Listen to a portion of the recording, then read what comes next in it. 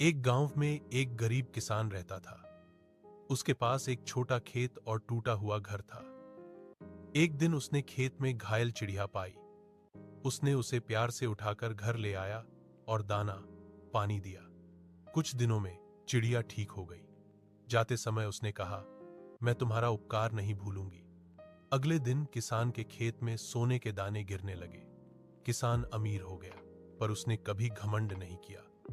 वह रोज उन दानों का हिस्सा जरूरतमंदों को बांटता था। उसकी दया और सादगी की कहानी पूरे गांव में फैल गई।